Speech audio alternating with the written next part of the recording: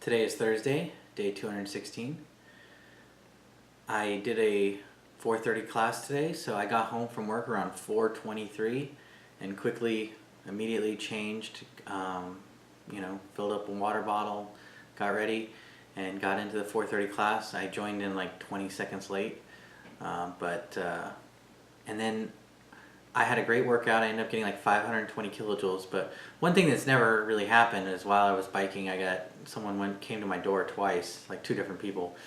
So I got off a bike. So I lost about 2 minutes, 2 minutes 30 seconds or so in the class, but I still ended up with like 520 kilojoules. So again, great output, and even with the interruptions, slightly annoying that. I guess I don't have to answer the door, but like I rarely get people at the door, so. But anyway, yeah, after yesterday pushing it hard and getting 401 kilojoules in a 30-minute class, setting a record, today if I'd been in the class for the full time, I probably would have been around 550 or so, which my record's 601, so definitely high output.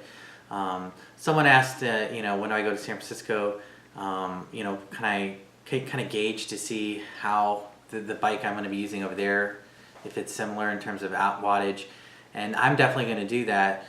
From my perspective, I can, regularly get like 500 to 550 kilojoules in a 45-minute class. If I'm feeling like my legs are feeling particularly strong and well rested, I can push from 550 into the close to 600 range. So. And if my legs are really tired, I might be a little bit below 500. So that's kind of the range.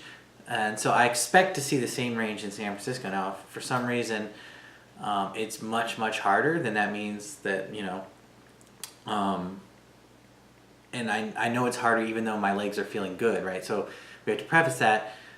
If my legs are tired, then, I expect to not have good output. But I'm going to try to go into San Francisco well rested.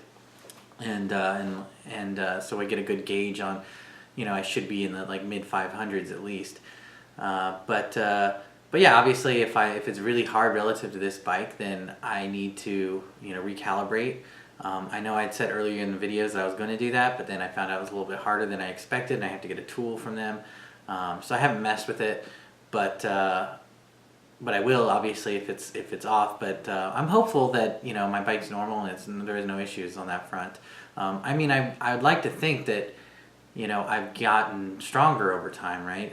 I've done this for 216 days in a row. My first class was 320 kilojoules, my first 45-minute class, and then it was like 340 and then 360. I went up very quickly, and within like 20-30 days I was over for 400 right away. But it's been a very slow grind to get it up to 601. It wasn't like, it was easy. So, but I've got to think that, biking so much for so long, I've biked over 3,000 miles, according to Strava, I've got to think that that's made my legs stronger, and therefore I should be getting higher outputs, not just because, my bike's off or something like that. So, anywho, but yeah, I will test that out when I go to San Francisco and see if it's relatively similar. On the food front, I've still been eating healthy, although I've still eaten too many things. Like I've been munching a lot throughout the day. So I don't know.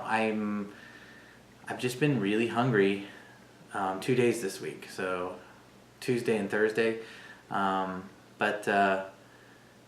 Again, I'm not eating, like, it's not completely unhealthy things. It's just overall you still don't want to eat all this food, right? If you're trying to lose weight. So, things like nuts and seeds and, raisins and fruit and all this stuff, like it's too much. So, I think part of it is, again, a little bit of stress eating, but some of it is I need to eat bigger salads, right? I need to fill myself up on leafier greens, because I think that will prevent me from eating this other stuff and constant snacking. So, but other than that, I'm really happy that I came home and immediately did the class, and I'm going to continue doing that. So I will see you tomorrow.